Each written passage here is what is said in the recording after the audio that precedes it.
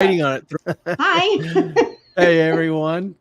Ellen Was is a waiting on little discombobulated today. StreamYard to get its stuff together. We just sat there watching it spin and spin and spin. Really? Welcome. Hey, what's up? Welcome to another night. Yes. Saturday Night Live and Rambling. I'm Thank you, Clay with, Melissa. with the lovely E Train. Good to see the family here. Melissa, Sky, Jane, all of y'all. Both seen and not seen. We appreciate you being here. Got an interesting night tonight. Kind of a little bit, one of those little bit different topics we'll do on occasion, and we'll have some fun with it, and maybe learn some things from it. Maybe bring up Yes. some good questions. Hey, Sky. And yes, by the way, if you've not been on here before, I look at 7 different screens. So just, I'm not rolling my eyes or not paying attention. It's just, I have lots of things to look at because we've got 3 different um, platforms. Yeah, simultaneous broadcast. Yeah, Jane learned about that when I was up there. She was like, "What? This is a lot," and they're all on different paces. So it's yeah. So if Ellen seems a little bit spacey, it's just kind of her norm. Y'all just pretty love much. her anyway. Yeah. Now, before we begin the night's events, I thought I'd do a little show and tell. Oh. This is let's see. I can't. It's not quite done. How's that? There's still a few little holes that need filling, but this was sent to us by an unnamed but much loved member of the show. And Ellen has done most of the work, not going to lie. Wait, I did all the work. What? By most, I mean all. Okay, yeah. Thank you, I trained Sky. her. I taught her how to paint. And what so lifetime? This is a great little pick. For those of you who don't know, I have a particular affinity for Highland Cools and will be owning some before long. So Sky knew that and sent that to us. And Ellen has been painting it. No, Sky sent us that because I love the cow at the tiny home. The cow pic. Huh? He doesn't remember. Well, who showed the cow? Who brought up the cow pic first? You brought up cows, but the cow picture. Yeah. And I threw up the image of the mini Highlands. Okay. And said, I will be, owning some of these before long. Anyway, so in addition to her multiple roles and activities, Ellen has a little bit of the dementia, which kind of seems to be going around the media nowadays. But we still love her. That was rude. She's still sweet. Jane, I agree. It's a little bit overwhelming. Thank you. It is overwhelming. It's a lot to look at. And thank you, Melissa. Like and subscribe on your way in. Thank you, Melissa. Would please. That helps us greatly and is much appreciated. Thank you, Sky. I'm doing my best. She really has done a good job. Almost done. It's a little bit. I would describe it maybe as a Matisse Island cow, but I do love it. Thank you, Jane. So much I could say there, but I'm going to pass. I'm outnumbered. I think someone does have dementia, Jane. Next thing on the agenda, the movie club. I don't know if any of y'all have looked at the poll lately, but let's see here. Here we go. We have 93 votes. And the winner, by an overwhelming majority, by popular demand, by public acclamation, by the earnest and true desire of the virtuous masses, they have selected Braveheart as the movie for the movie night. Now, I want to get your feedback because we can do this a couple different ways.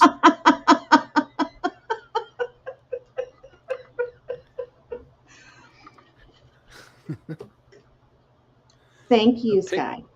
the picture from the little house. What's the little house? The tiny house. When we went to see my grandfather when you power washed his house for him, there was a Yeah. big picture of a cow on the wall. Oh, okay. Okay. Mm-hmm. Oh, oh, Thank you, Sky. oh, oh. Mm. Okay. I was thinking of the night I threw up the pictures of the Highland cows, talking about how I loved them. So who has dementia now? You still do. Braveheart. Oh, man. Braveheart is the movie. Braveheart. So we can do this one of two ways. We can either, have everybody try to watch the movie beforehand, or we can try watching the movie during the club time and stop and discuss it or throw out comments during the movie. So, little bits of trivia about the actors, actresses, the moments in history, what's accurate, what's not, who has family members hanging from the ceiling, whatever.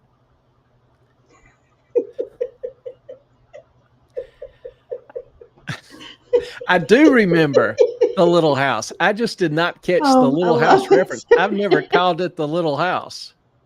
Uh-huh. So, See, Sky. See what I'm dealing with here. Mm-hmm.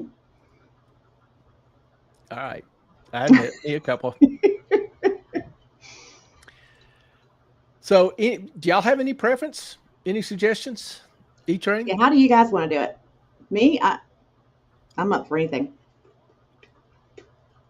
Oh, I do have a huge cut on my lip here. Y'all can see that. Chunk and Tallulah got a little bit excited when I got home 2 days ago. And yeah, I got attacked, and one of them got their dew claw right there. Yeah, they got her good. Not gonna lie. They were pretty darn excited to see me. Yeah, she looks like oh geez. He can't remember that either. I can't think of his name.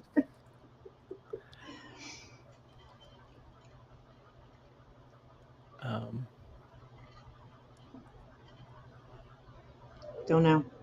Tyrion Scarface, what? Lannister. She looks like Tyrion Lannister after he defended the King's Landing. He had this big cut across his face. And he's a Yeah. dwarf too. but Braveheart. How long is Braveheart? Do we know? It's long. Let's see. I don't remember. I haven't watched it in a while. 2 hours, 45 minutes. So if we stop and pause during it to have discussions, that will run 3 or 4 hours, which is way past Ellen's bedtime. You were getting beat up on tonight, babe. It's not the first time. Ellen's not a dwarf. She's taller than me. Does that make me an elf? I'm only 5'9", so. What's smaller than a dwarf? Elves aren't necessarily small. I think it's gnomes.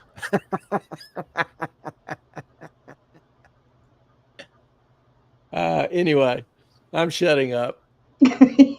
Quit while you're ahead, Clay. I don't know that I'm ahead, but I'm quitting. Good job. But what we may do is just try to get some excerpts from it and then show. So if y'all have a particular moment or something, let us know. We'll take an excerpt out of it. We would still do that on Zoom. Zoom, yeah. So there's no copyright strikes. Yeah. So we can pretty much take, I'm thinking of several different little excerpts here and there. And so we can throw those up. And if you've got something, if you want to just screen capture it and throw it up during the meeting, that's great. If you want to send it to me, I'll be glad to throw it up. That'll be great. But that would probably be a better format. And then we can have some fun talking about a great Scottish flick.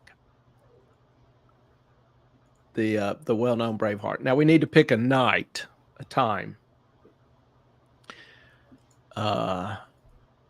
Anytime, Sunday, Monday, Wednesday, Thursday, Friday. What do y'all think? Put up a poll.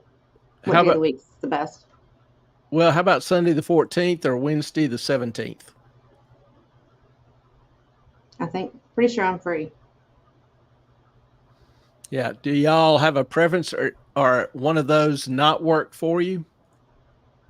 Sunday the 14th or Wednesday the 17th? So let us know, and we'll pick one of those days and just give it a shot and do it then. We'll Okay. do a poll on the community page and see what everybody thinks. Remind me to show you all the Franken kilt. You have to wear it during the Zoom for sure.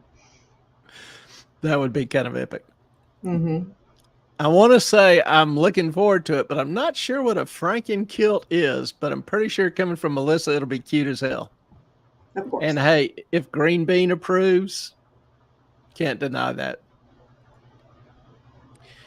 All right. As far as tonight's topic, like I say, food and fabulous finance. We're modestly obsessed on this channel with living well.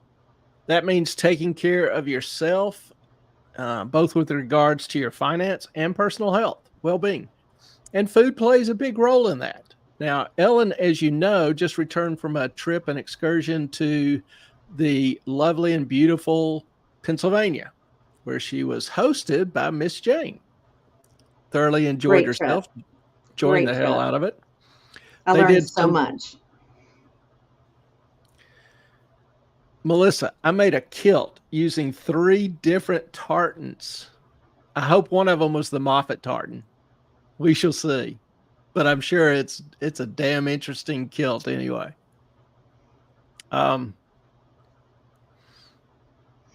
So when E-Train was up at Jane's, they did some solar cooking, made some videos, and we'll have those Tuesday night and talk about Saturday, actually.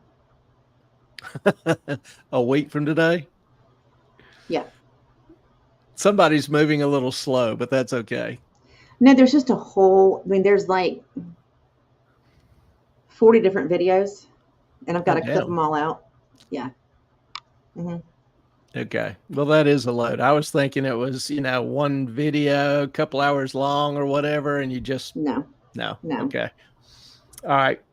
Well, we will get to it soon and very soon.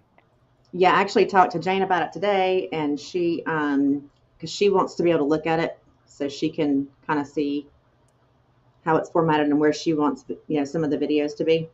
Sure. No problem. So it's going to take a little bit longer than you might think. Okay. No, that's no problem. I didn't know you had that much video, and, but yeah, Jane needs to, take a look at it and see if she has any suggestions. So the video will probably go for next Saturday as well. But being up there and being involved in cooking the food and then visiting the Amish and the care and the love and all they put into food, it's, kind of raised some questions in Ellen's mind about the food we consume, and particularly the ingredients. And Jane pointed a lot of that out to me when I was up there. And, I think most, Americans are increasingly concerned about what they're putting in their bodies. There've been it's been a big topic of debate or interest increasingly over the past few years. So a big part of that is the additives in American food. Well, Ellen visited the grocery store, and it's for you guys today on a Saturday at the beach, which is the coming and going day.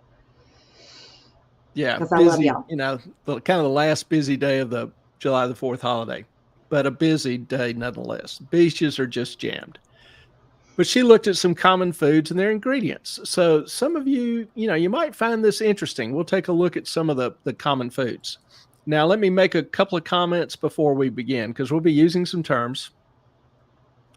And we'll use the term GMO, genetically modified,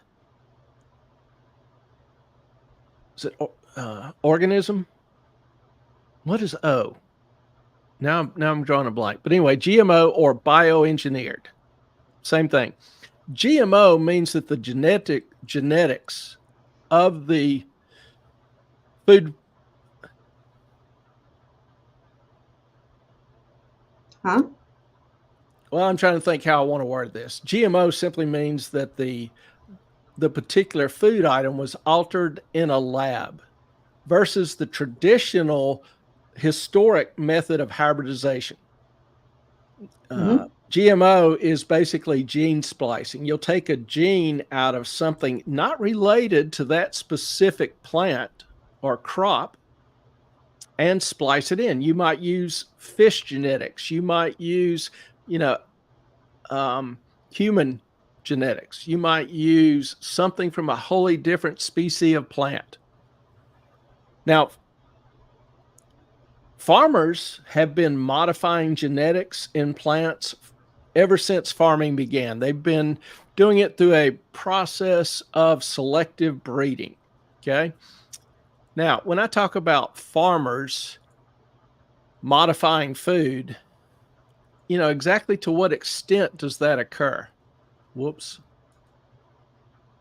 Well, here's an example.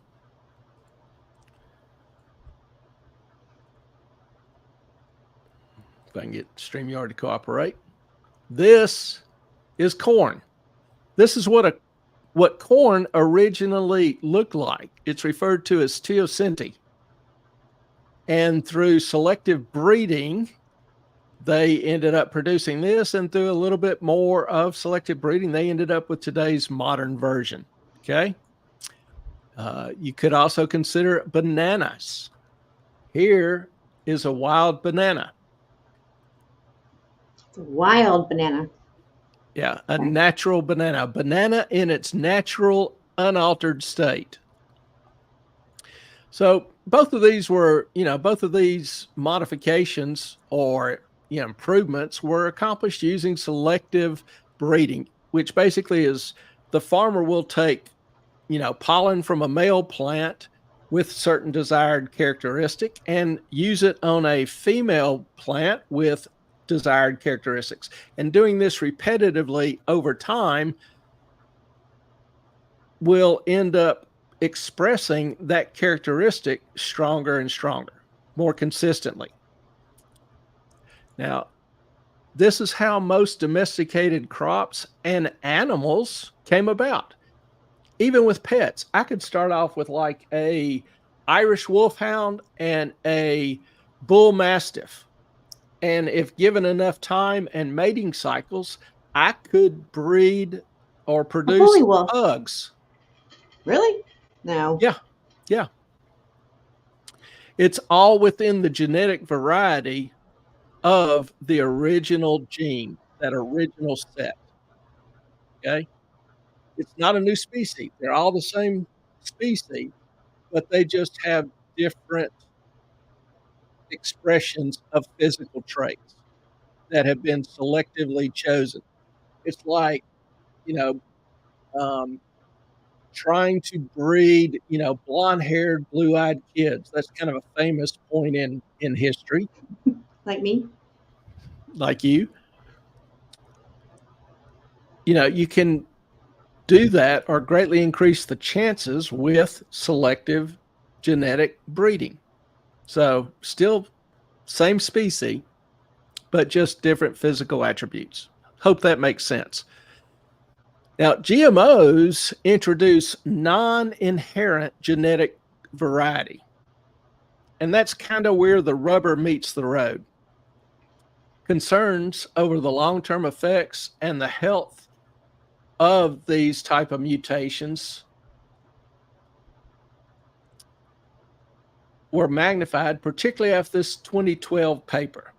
I'm sorry, 2013, published online 2012. I'll get it right, one of these days. Eventually. Mm-hmm. Eventually, yeah. And if we go down to the key money shot. Can you blow that up a little bit, please? Yeah. The biggest threat caused by GM foods. Whoops. There we go. Oh,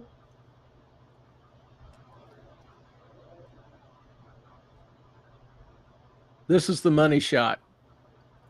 The biggest threat caused by genetically modified foods is that they can have harmful effects on the human body. It is believed the consumptions of these can cause the development of diseases which are immune to antibiotics or possibly other treatments. Now, this is 2012. There have been a number of papers published on GMOs since that time. Most of them have seemed to indicate that GMOs don't present a risk. But this paper in 2022 in Environmental Sciences Europe concluded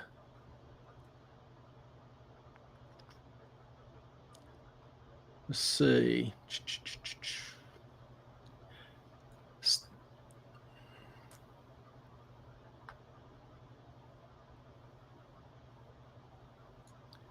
Serious adverse effects of GM consumption include mortality, tumor, or cancer, significant low fertility, decreased learning and reaction abilities, and some organ abnormalities.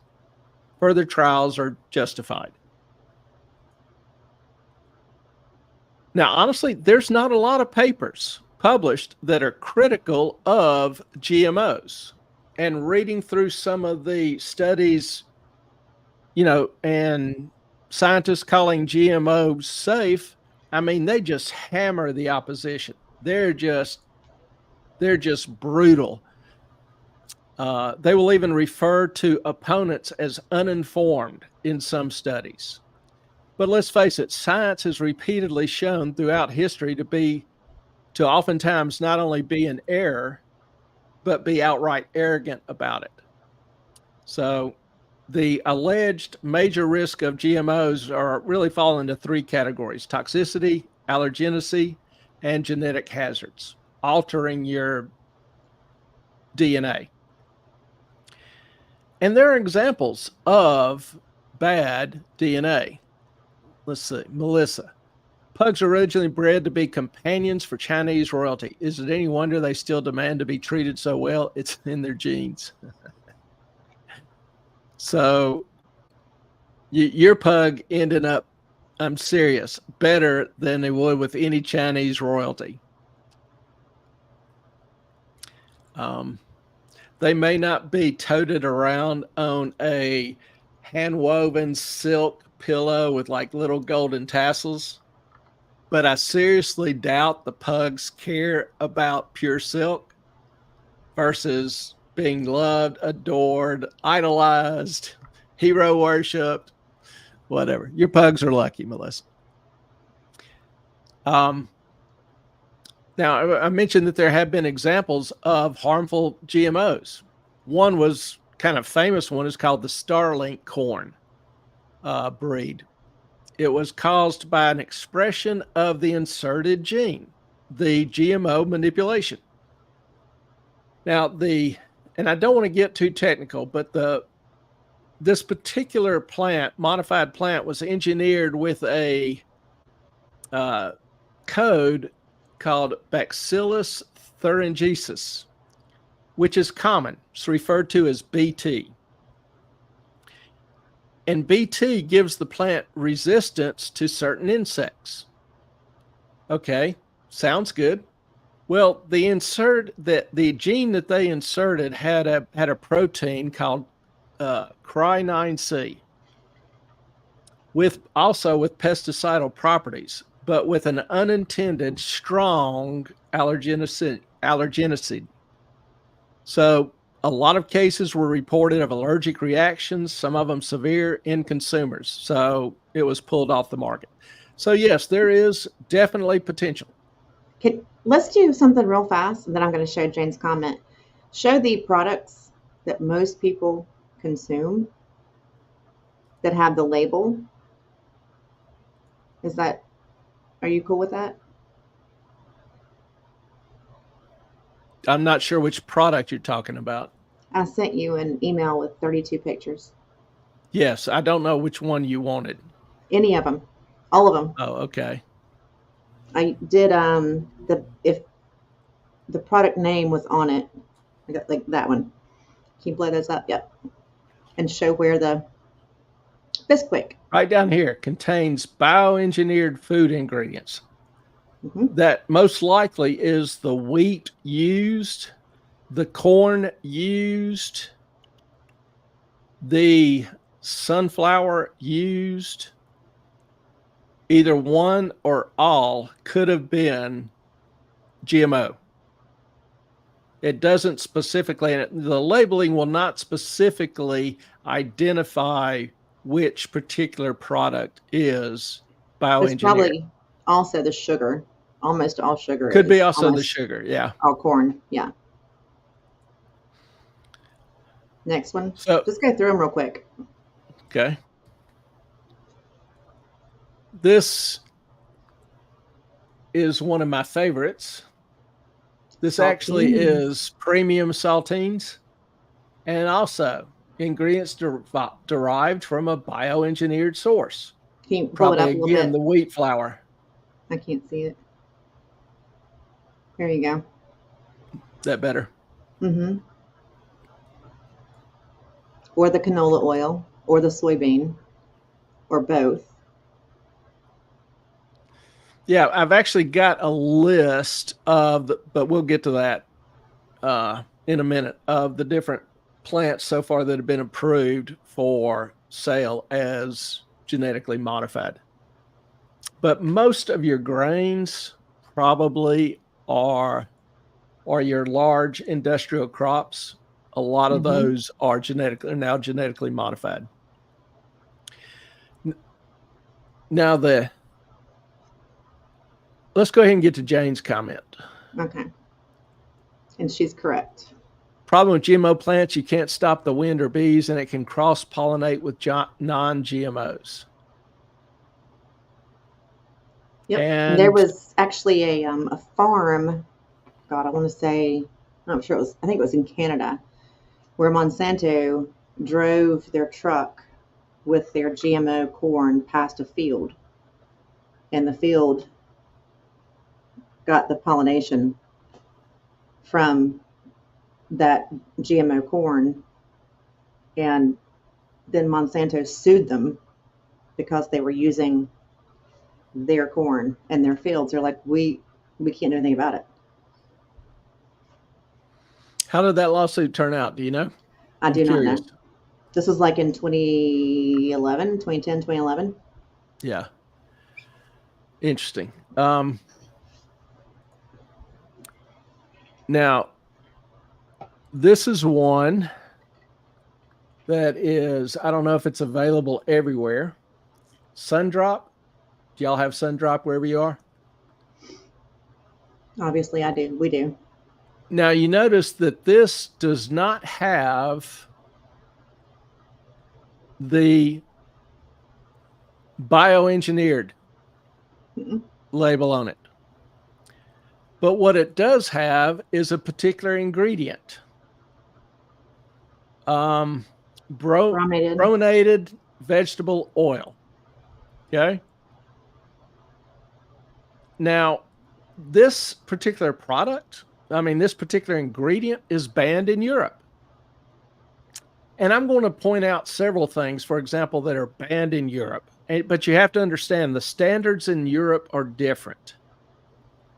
Europe takes a more proactive restriction policy. If there is some evidence that it may cause harm, they will ban it. Yeah, our government doesn't give a shit about us. Well, in the U.S., we have it has to be proven standard. So you have to have research and studies pointing conclusively that the product causes harm before they will ban it. So you've got different standards. So just because it's banned in Europe doesn't necessarily guarantee or mean that it does cause harm, but that's just information you ought to know. Well, Teflon is banned in Europe Yeah, because, I'm just saying be, they've got yeah. different standards. It's like in a court, you have different standards of proof. But I Um, think that if there's any belief that it could, then why would you even use it? well, yeah, I mean, you They are in stupid, a Melissa. sense, everything can. Salt, for example, can cause harm if it's taken in excess. That's not Iodine, that's not exactly the same thing. well, that's kind of the reasoning. The Now with this um, brominated vegetable oil, it's associated with a range of health concerns, noticeably concerning the nervous system. You're, BBO tends to Moffat, you're in and out. I don't know if it's your hand or the mic, shouldn't be but my you're hand because my okay. hand's to the side. I'm just saying, Um, okay, everything seems fine here, you're good now, but it was but breaking. all right, probably StreamYard's transmission. The studies show that BVO will accumulate in the body, and prolonged consumption of beverages containing high BVO levels can lead to headaches, mucous membrane irritation, fatigue, muscle coordination, disruption, memory lapses. Um, so, that's kind of an interesting little thing. This yellow 5, red 40. Um, I don't know how many of you kind of track food coloring or um, care about it, but in case of red dye 40, yellow dye 5, yellow dye 6, it means that um, eating these food colorings increases children's hyperactivity, according to a 2007 UK study. Now, you look at kids today, are they more hyperactive than others? Is it is it all the stimulation from TV and video games? Is it They're because they dumber. sit too much in school while they're not learning? Is it because of the food they eat? Again, I'm not saying this is the sole cause or even definitely a contributor to it, but this is just for your information. I guess I ought to put this up. Here you see yellow 5, I okay, tried to play that up and red 40, in bioengineered ingredients. and bioengineered food ingredients. And this is Skittles, the well known, much loved Skittles. Who doesn't love some Skittles? I love Skittles, but not anymore. Clay was so mad. I went to the store. He wanted some saltines. I was like, nope. I went and got an off brand. He's like, I don't like off brands. I was like, tough shit. That's what we're doing. Yeah, but all right, looking at these ingredients, this is almost Don't. like pet food. You are not going to do that. No. Okay. All Comments. We right, gotta do some comments now, do some comments. Melissa. Because someone is making money. Of course, that's why the U.S. lets all that crap in. Yep. Table salt Um, is not real salt. Um, Use only Celtic or Redmond's real salt. We just bought some that Ellen wanted. Redmond. Yeah. Listen, I went to Jane's and I took pictures of everything. I was just like, this woman can only eat 11 things. And if she can eat this, anybody can. There's no doubt. Ellen So came back a changed woman. I did. I learned so much. And I can't wait to show y'all the solar cooking video. It's going to be great. But anyway, yes. And then Cornish sea salt. I've never heard of that. Well, we may have to throw that in the list. Give that to the kids in their cereal. They can sell more Ritalin. Sell more Ritalin. Exactly. Oh, yes. You are a medical enigma. Jane is the only person I ever met, and she told me this. I hope you don't mind if I share this, Jane. She can't commit a crime. Jane, She's if you got, do mind, it's too late. She's going to yeah. share it anyway. We have the 5-second delay, Jane, so just let me know. No, she's got double recessive genes on every strand of DNA. All the ones. Her doctor was like, "Don't commit a crime. You are the golden unicorn, man. No one else is like you." All right, go with the Cheerios. The Cheerios. The freaking No, Cheerios. I No. didn't download it. Yeah, Why? because I didn't have time to download and catalog 35 pictures. Okay, so Sorry. Cheerios also bioengineered. What else was there? The Yeah. Ritz crackers also Oh, bioengineered. the idea is there's a ton of stuff out there that contains bioengineered products, and if it's something that concerns you, you've got to go to the ingredients because it'll be in small print. They won't headline it, they won't detail it. So you have to seek it out. So if it's something you're interested in, you have to try to find it. I needed the damn magnifying glass to look through some of those. I was just like, I know it's in there. Yes, it was not highest quality. Yeah, Jane, she's got her stuff together. I was taking pictures and sending them to Clay, and we were all on the phone together. And Clay's like, I can't hear half of what y'all are saying, and I'm trying to order every single thing that you're telling me about. But I think tomorrow, Jane, we're going to do the red velvet Yeah. um, mud cakes Because or mud. when Ellen wants something, if it's within reason, I try to get it for her. And she was sending me these pictures of all this stuff, and I thought, well, it sounds good, and it may be good, and it doesn't have sugar, so or very much. So let's give it a shot. And so we'll try it. I'm always up to try new things. Oh, we will. Now, Absolutely. we've been bashing them a little bit. I'm going to give a little bit of a contrary opinion. Yes, Red Yes. Velvet has fans. The majority of GMO foods are altered to try to obtain or enhance two specific properties, generally pest resistance and herbicide resistance. Now, insect resistant crops, eating your foods basically with some pesticide and or herbicide built in. Now, the question is, are they at harmful levels? Studies so far say no. It's much like arsenic in tomatoes. Tomatoes are actually a member of the nightshade family, or carrots related to hemlock. For centuries, people wouldn't eat tomatoes or carrots because they thought they were poisonous. They wouldn't eat them due to perceived risk. Now, the simple fact is arsenic is actually an essential trace element, essential for many animals, quite possibly humans. The literature is not specifically clear on that, agreed on that. But if it is beneficial or necessary for humans, it's obviously in extremely small amounts. Same with iodine. Many of us will take salt with iodine because we don't eat enough other foods that contain iodine. So it's a kind of an easy way to get iodine. Now, people are concerned about consuming pesticides. The thing is, scientists who are familiar with this generally dismiss this out of hand, such as the claims for BT. And here's one example I found, and I tried to kind of shuck it down. But there is a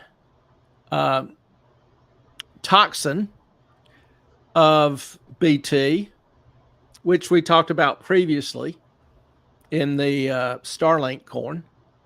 The transgene is expressed provides insect resistance to crops, but it's harmless to humans because it needs an alkaline environment to be activated, and we have acidic stomachs. So to shuck it down to the cob, if your stomach used ammonia instead of hydrochloric acid, then the GMO would kill you. But since your stomach uses hydrochloric acid as a very acidic environment, it breaks down the BT endotoxin into harmless components, supposedly harmless components. So that's why so many scientists argue that these aren't harmful additives. Melissa, you've got cyanide in apricots, very small amounts, but people eat apricots. A lot of our food can be harmful if we eat it in excess. Mm-hmm. So that, that kind of is the pros and the cons of GMOs in a nutshell. The well, summarize the pros. The pros are real simple. Produce more food, cheaper food.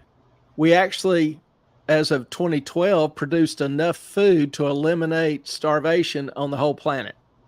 Now, we did not have the logistics to get it everywhere, but we've never before in the history of the planet been able to produce enough food to eliminate starvation. The cons. Well, there may be some degradation in the nutritional content. There are articles, that say both sides. Then there may be obviously some health concerns. We don't know everything yet. The debate continues. What are some things we do know? Well, my opinion, childhood illnesses that are chronic diseases have increased dramatically over the past 4 decades. The CDC now estimates that 40% of school-age children have some chronic condition. Autism rates are increasing. In 2000, 6.7 kids out of 1,000 were diagnosed as autistic. By 2020, that number had risen to slightly under 28, from 6 to 28 in 20 years. Something's going on. Is it vaccines? Is it the food? Is it the air? Is it just mental? I can't answer that. But we have sessions like tonight where at least we bring some of these things out, try to discuss the issues rationally, and have some consideration for the current information available with pros and cons. Okay, hang on. Okay, cyanide apricots, and then apple seeds contain cyanide, exactly. And Melissa was saying people also eat the roasted apricot seeds. Yeah, How about I think pumpkins? I Anybody think know? most people would be surprised at the amount of quote unquote poisons that are in our foods, but it's in such a minute amount or it's in a relatively harmless form or state that it is not harmful, Well, thank doesn't God for accumulate. that, because I love roasting those. Those are so good. I love pumpkin seeds and sunflower seeds. So the one thing I'm convinced about with food additives, food ingredients is the better you understand your food and what you're eating, what you're consuming, the better off you are. I don't Yeah, I think there's learned. Yeah, I learned so yeah, much from Jane, and I hope when we do we play the solar cooking video that we can talk more in depth about some of these things because I mean I thought I knew a lot about all this because I was into nutrition and all this stuff, and then it's like a whole I knew about GMOs, and but it's like it's a whole different. The world has changed in the past 10 years completely with food. Well, there you now, go. yeah, I wanted to show some of this because some of this I thought was just interesting as hell. Let's start with McDonald's fries. Did you read that, Clay? Huh? Jane? Um, Pumpkin seeds are highly nutritious, may be associated with health benefits, including improved fertility, better heart health, and enhanced blood sugar control. Um, yeah, the improved fertility, I don't need. better heart health. My heart's probably as obnoxiously healthy, and that enhanced blood sugar control. I give it I give it a 10 out of 10. The man almost died. Nah. Um. Moffat, I think that's one of the reasons that you're into the food now is because, I made you go to the hospital. I'm not gonna lie. Being diagnosed with diabetes and going through some of the stuff that I went through and have gone through, I'm highly irritated at my prior doctor because for 10 years never tested my blood. And I knew better. So I can't wholly singularly blame him, but it's almost malpractice for him during those 10 years to never run blood work or not do it annually at least, to see if I had increasing tendencies or pre-diabetes condition of pre-diabetes. Instead, I had to wait till I was almost in a diabetic coma to find out I had diabetes. Um, and secondly, I am modestly convinced that my diet contributed to it a lot. So I have been earnestly trying to work into improve what I eat and learn more about my food. Yeah, my doctor that I sent Clay to, he is like on it. I mean, I've been going to him since 2016, and like he's like blood work. We're doing it every year. We're doing this. I'm like, dude, you're killing me. Like I hate needles, and he's just Uh, like, too bad, so sad. We're taking like 9 vials and we're sending every freaking test we can run to make sure that you're okay. And I told Clay, I was like, yeah, you're going to this doctor now. I'm sorry, but that's the thing. Yeah, she whines about having it done every year. I have it done every quarter because of some of my, But concerns, prior you're issues. just catching up on the 10 years you didn't have it done at all. Yeah, there's a lot of things in me that needed leveling out that had been kind of ignored. Um, all right, McDonald's. You'll notice here you've got McDonald's fries in the US and their ingredients, and McDonald's fries in the UK with their ingredients. You notice a vastly different list. No one can see Uh, that. huh? It's not up. Oh, sorry. Is that better? Yes.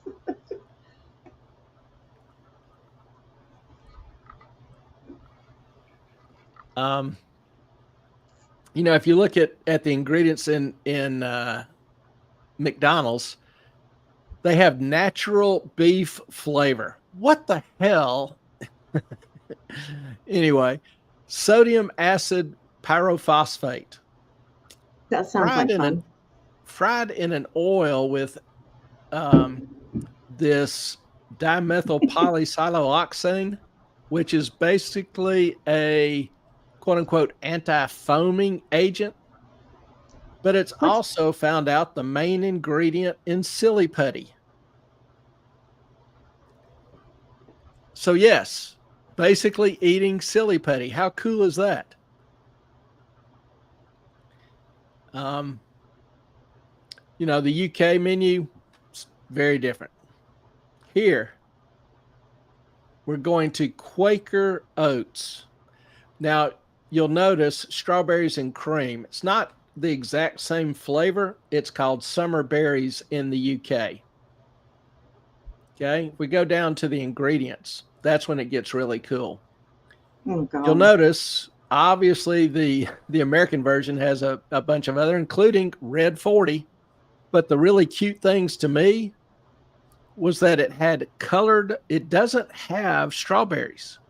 It has colored fruit pieces, which are dehydrated apples treated with sodium sulfite, artificial strawberry flavor.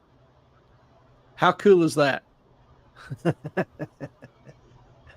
I mean, yeah, it's just, yeah. Now the UK version has dried strawberries, natural flavoring. Listen, I Why came can't we back. get that? I lived in Europe for a summer, and when I came back, I had lost like 10 pounds. I was like this big, but it wasn't because I ate different as far as where I ate or what I ate. It was just because of the ingredients, and the foods were so much different. Okay, Jane, have you read about? I did a potatoes. I'm looking for my mouse and it's not here. To make McDonald's fries, they used to fry French fries in beef tallow. Boston would get the absolute worst bloating if he ate McDonald's fries, but not other fries. I know it is huge. I mean, they taste so good, but that's the point, right? To get you addicted to it. Yeah. But good God, they are awful for you. And I remember something about reading something years ago about the potatoes they used to make McDonald's fries, but I don't remember it offhand. Jane, if you want to throw that up, because I do not remember it. I remember something about it, but I quit eating them years ago as well. I just don't remember the details now. And while that's happening, I'm going to take a look here at Mountain Dew, the US and the UK version. Again, vastly different ingredient list. If you look at it closely, you'll notice a particular BVO, the well-known brominated vegetable oil. So there, as well as yellow 5. In the UK, studies have linked them to several health issues, such as possible carcinogens. Certainly not as safe as the coloring the UK From a uses, carrot, beta carotene it's taken a from a carrot. carrot. Yep. Again, BVO is banned in Europe.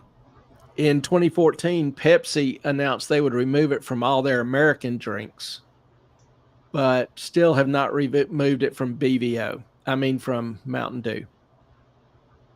So I thought that was modestly interesting. Here's one of my Ketchup. favorites, ketchup, Heinz, UK and American. Again, vastly simpler ingredient list.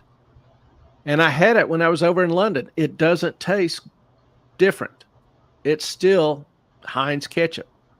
And it No, it doesn't have does. high fructose corn syrup. Um, so why can't we get this? I don't know. I don't know. It's a little irritating to me, but I don't know. Now, here's one of my favorites, Doritos. I looked at that today and I couldn't find. I guess it's just a comparison. Yeah. Yeah. Now, personally, I'm not a Doritos fan. Both versions are suck. But anyway, in the American version, covered with all this artificial color, red 40, blue 1, yellow 5. That's like a trinity of ugly right there. It's Frosted Flakes. It's brown. What's the deal? No, it's Doritos. Oh, Oh, you're Doritos. I'm talking about sorry. the chips. Yeah. I saw Sorry. the other thing. Sorry. I got Yeah. ahead of myself.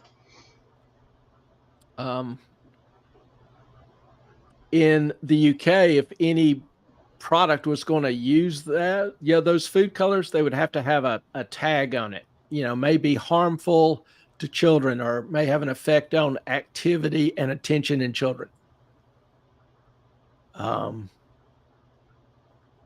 So, that's a little different. And, I could go on. If you look at these, you've got cornflakes, et cetera, et cetera. And I'm like, I've eaten in Europe. I've eaten some of these foods, a lot of these foods over in Europe, and they're just as good or taste the same or very similar as they do here. It's exactly the same. Why do So we why have are to they have? putting the extra shit in there? What's the point? Yeah, I don't get it. I don't get it. I mean, I bought Frosties in Italy when I lived in Florence. I mean, that was like that's what we ate for breakfast. It was a thing. Now, I am not Jane Jane Jane. commented that you asked her about the fries. McDonald's fries contain acrolein, which was described as the most carcinogenic ingredient in cigarettes. That's actually different than what I was thinking, because that doesn't ring a bell, but that's interesting. So there was something else as well. I got to turn my fan off. Hang on one sec. No problem. Now, this is a site which is anti-GMO, and I am not recommending it. I'm just saying, if you want a contrary opinion and to try to look and evaluate some different information, this may be a site you want to consider. And they have this dirty dozen guide to food chemicals, which has interesting list of chemicals and the foods that contain them. And then you can do your own research. Every time I say do your own research, I've obviously thinking back to the COVID period when you had all these quote unquote experts telling you not to do your own research. I'll be right back. Hang on one sec. I'm going to grab the stevia you use. Okay. I'll just sum that up by saying bullshit. You do your own research. You get informed. It's your body, should be your decision. You should make informed decisions as best you can. If you don't know, find somebody you trust, follow their advice, whatever. But for those of you wanting or interested in a contrary website, I thought that was pretty good. In addition, I told you that the USDA maintained a website, a list of bioengineered foods. And here it is. So you can search USDA list of bioengineered foods, and it should be the first item up. And then with each one, it lists, like the general crop, corn, and then you click on it with a PDF. It has the specific strains, the traits, what countries produce it, use it, etc.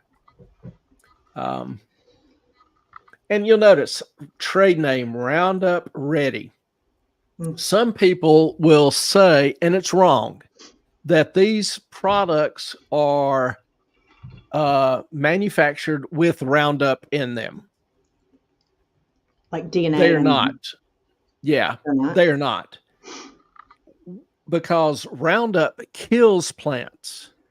And, the farmers, for years have sprayed their crops with Roundup to go ahead and get them to die and decompose quicker so that they can turn the fields. Well, they really didn't know that it was a residual product and that it would stay in the soil. So a lot of times the soil contains too much and it hurts crop production. Well, by including this characteristic, this is actually an anti-Roundup gene that makes it more resistant to Roundup. And so it can be planted and grown in these fields. Now, is that any better than containing Roundup? I can't say. So far, studies have shown no, harmful effects from it. A lot of things I could say about studies that show no harm that years later, have to be corrected. But take it for what it's worth. The USDA does publish a list of all the crops and all the variants that contain genetically modified components. Okay, I'm sending you right now a link that Melissa just sent me about the sea salt. Okay. Did you mail it to me? I emailed it to you. This is, and I thought I saw this in one of the Amish stores that Jane and I were in. And I was like, I think that's what I get clay, but it's stevia. It's by Sweet Leaf, I think. Right? But most stevia has xylitol in it, which is a sugar alcohol. This does not. So it will, if you're diabetic, if you can't handle the sugar alcohols, whatever, this is like the best stuff to get. I love this.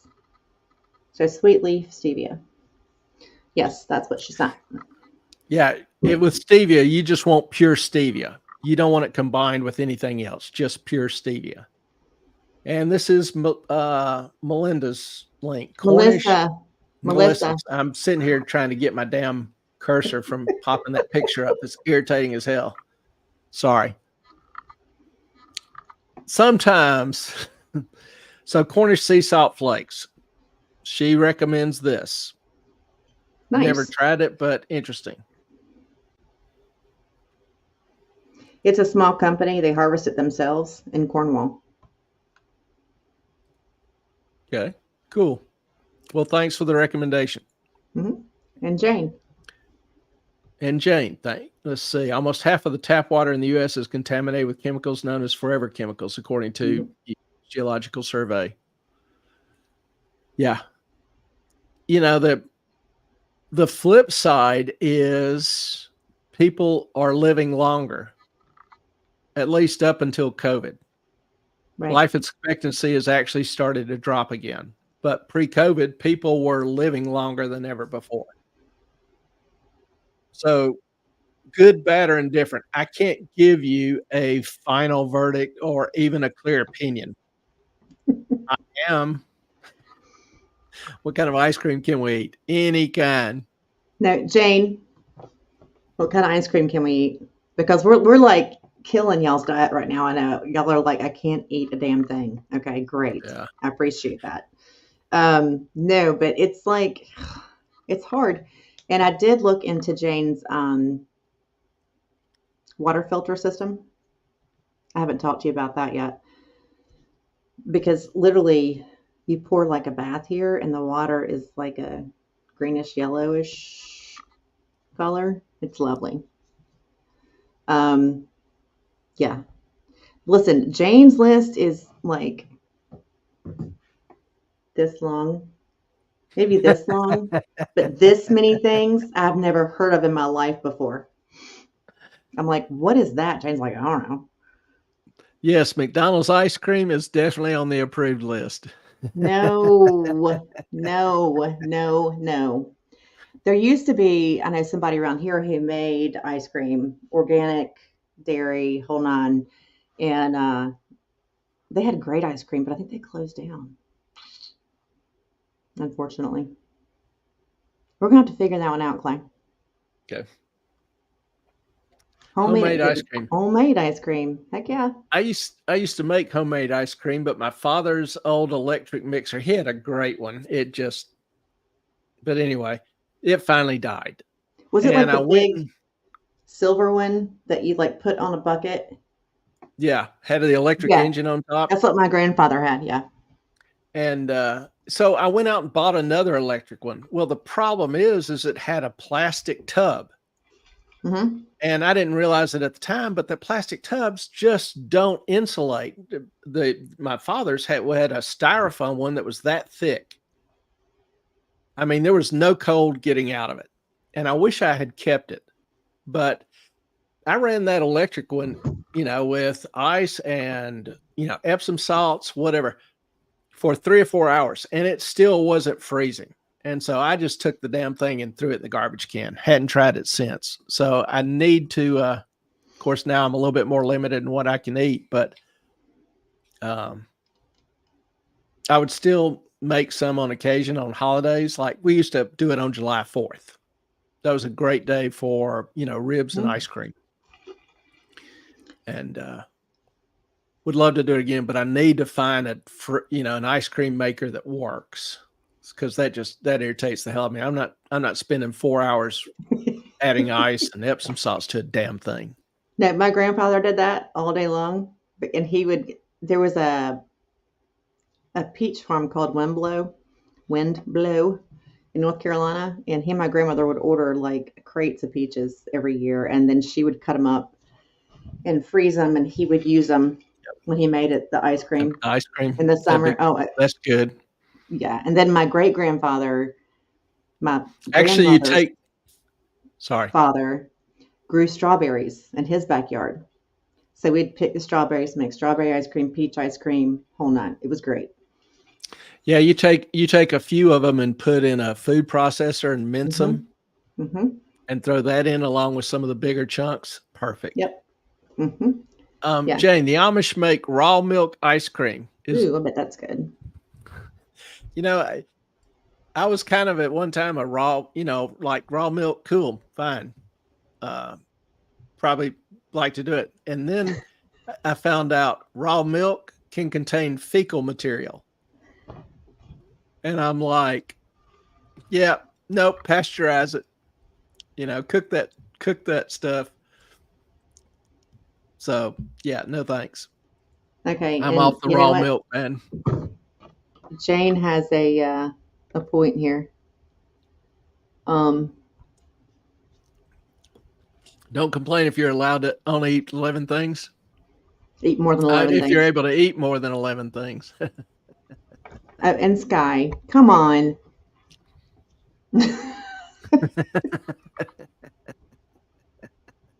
That's why we're here to help you.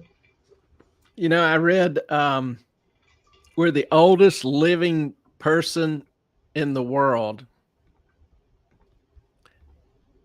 said the secret to his long life was drinking Jack every day and staying away from women. And I'm like, who wants to live that long?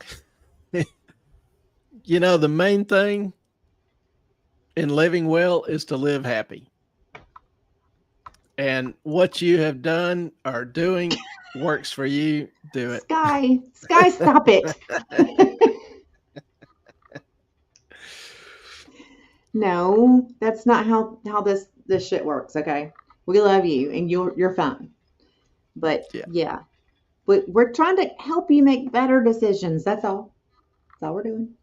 You're not gonna die for the And, show. understand a lot of this is new to us. Yeah, Prior to a year or two ago, I would eat anything and everything. Wherever I traveled in the world, I would eat whatever weird concoctions they had. My daughter makes mud pies. I ate one just to see the grin on her face. I've gotten a little bit more picky. But I've made him listen. The day that when Clay almost went to a diabetic coma, I came home the next day, getting him out of the hospital. Next day, I threw everything out, all the chocolate, all the sweets, all the stuff that was bad for him, and he was a little mad at me for a minute. And I was yeah, like, dude. it's Where were you guys when I was 21? I I don't was making know. even worse mistakes than you were. I know I was. Canada has better standards than the US. That's not saying much, apparently. But, should we have more restrictive standards? Yeah. We do Teflon. Europe doesn't do Teflon. What does it take to make something that is non-stick stick to a pan? And then you scratch it and it's in your food. Yeah, what I would rather do is have the ability to hold the manufacturer or seller liable for selling products that injure the consumer. I would rather have that than just endless regulations. So it's up to the manufacturer to test, conclude whether or not this is a safe product. But if it's not, the CEO loses his home, his retirement. If he knew it was harmful, he ought to be in jail. Back that It's ass that up. simple. How about Pfizer? If they knew it was harmful, if they They did tried to know. conceal, They did. let me finish. Okay. Okay, go ahead. If they knew it was harmful, if they didn't test to see if it was harmful, if they tried to hide information, if they lied about their results, they ought to be in jail. And if somebody died from their negligence, omission, deceit, they ought to be charged with manslaughter. Hmm? It's real simple. And the CEOs, any manager that knew, any chemist that was involved, ought to lose everything. their house, their retirement, whatever. I feel Agreed. bad for their families, but you do that to one or two companies, and you'll start seeing CEOs, chemists, lab managers, vice presidents, whatever, busting their ass, and stupid should hurt. If we allow stupid to hurt again, you'll Mm-hmm. have a whole lot less stupidity flying Yep. around. Anyway, obviously Soapbox moment. this topic is way too extensive for us to cover in a short session or combination of short sessions, but we thought it interesting. We thought it somewhat valuable. And if you're interested in more of this, let us know, or less, let us know. Or But we want to less. hear from you, which brings me to another point. I get emails and comments, and Ellen does too, some constructive criticisms. And I want you to know that I read and consider each one, and I thank you for them. We want to make this broadcast the best we can. I know it doesn't have the drama and intrigue and diabolical plots.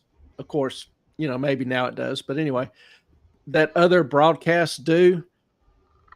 But I think that the time ultimately will be more valuable in your personal life, even if it's a little less entertaining. That's our goal. To make it the best we can, we ask for your comments, your suggestions on what we can do to make it better. Your Doesn't criticisms, mean please Yeah, give them to us. doesn't mean I can implement them all, but I can certainly try. Um, for example, one was that I sometimes got too much into the details.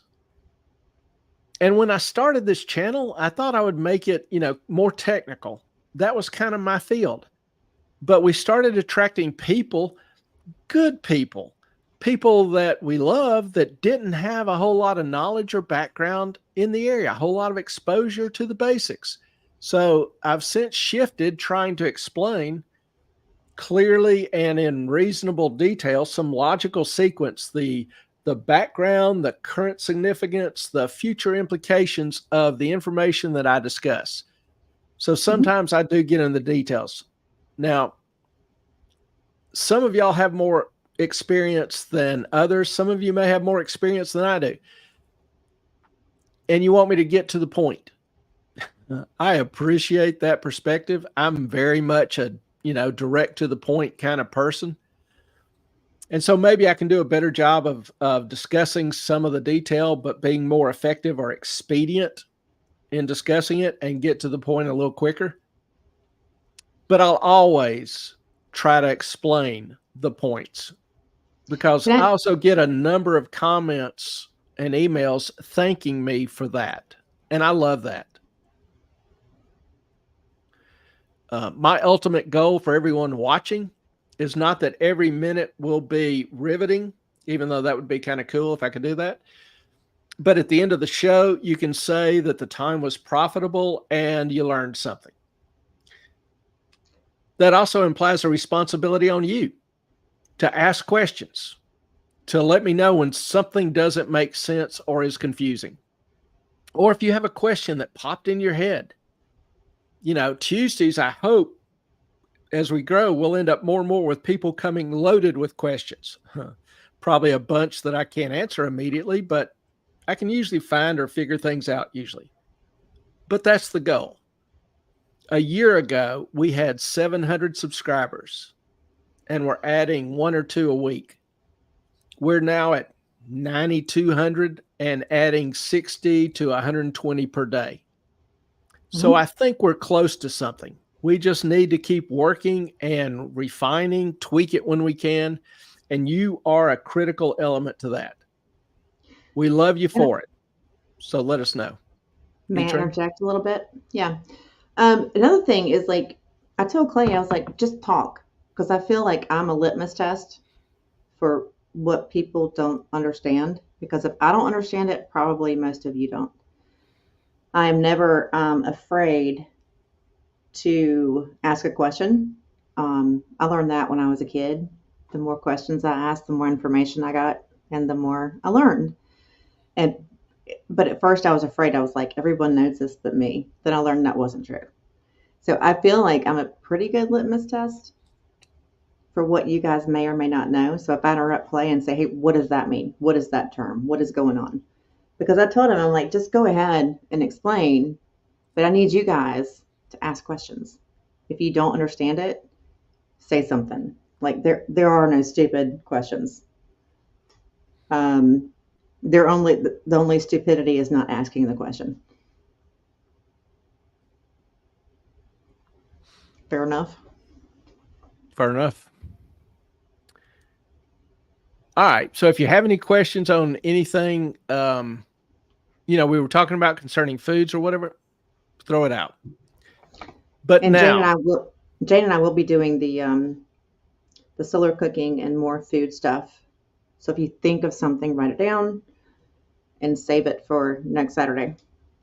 yeah. Feel free to email us, moffatonmoney at Mm-hmm. gmail.com, or DM me on Twitter, moffatonmoney. Obviously, you can leave a comment under the video. We try to respond to all those. Mm-hmm. But some days we get 200 or 300 comments on the video, on all the videos that are out there, including the shorts. And it's mind boggling sometimes to get through them all. So Y'all, looking through all the comments on the short, sometimes I am just like, did anybody, like, the perception of people cracks me up. I'm like, how did you get that out of that?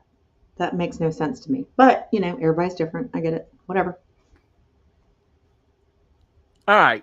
So y'all ready for the fabulous side of finance? The crowd roars its approval. Once again, I can hear it in Woo! the background. Yeah.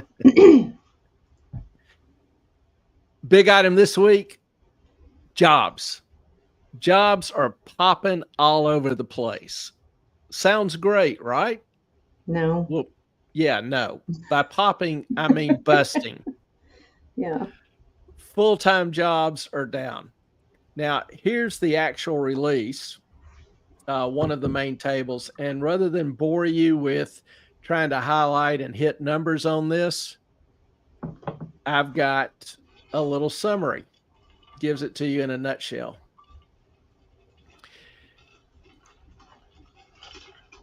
Looking, you've got full-time jobs, part-time jobs. You've got a year ago, June 2023, then this report, June 2024.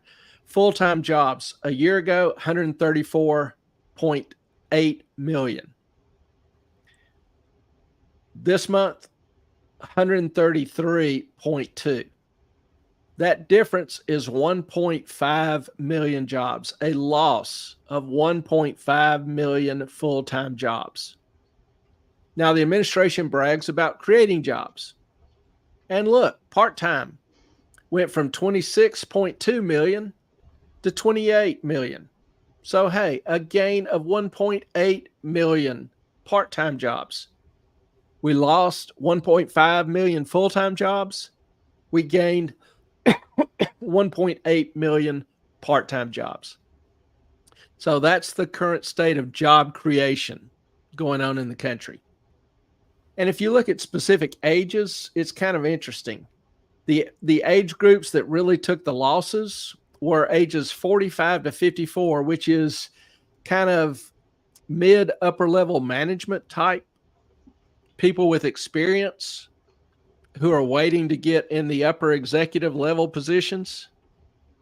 They went from 32.2 million to 32 million. So a loss of 151,000 in a year. Yikes. And the younger kids, particularly college graduates. June 23, there were 14.7 million. Now 14 million, a loss of 680,000.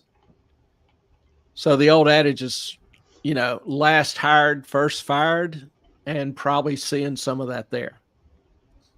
The other, major category impacted are the people that are holding multiple jobs. Went from 8 million to 6.3 million, an increase of 320,000 people. Additional, that's not total, that's just additional, increasing by having 2 or more jobs. Jane, are you able to dig down by state or by industry? Yes, you can go to the page and they have different tables. Can you put that link that you have right there on the comment that, please? Thank you. Sure. And in here,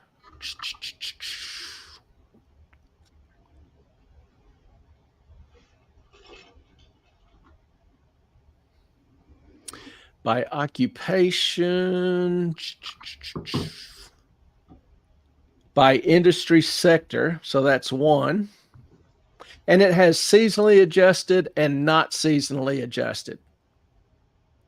Seasonally adjusted simply takes into consideration that there are reoccurring events that happen during the year that affect these numbers. For example, toy sales is very seasonal. Obviously, during the months of October, November, December, toy sales rocket. January, February, they crash. So the seasonality adjustment is to try to smooth that out a little bit. If you want the raw numbers, you look at the non-seasonally adjusted. And then I thought they had it by state.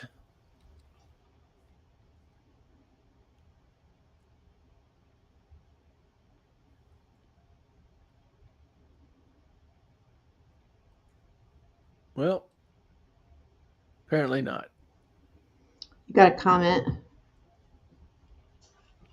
Yeah, they don't break this one down by state. I thought they did. I may have to look a little bit more and see if it's not buried deeper. Jeremy, COVID killed the work ethic of a majority of Americans. Amen. No one wants to work a full-time job, so more part-time job is created to cater to the lazy Americans just looking for a handout.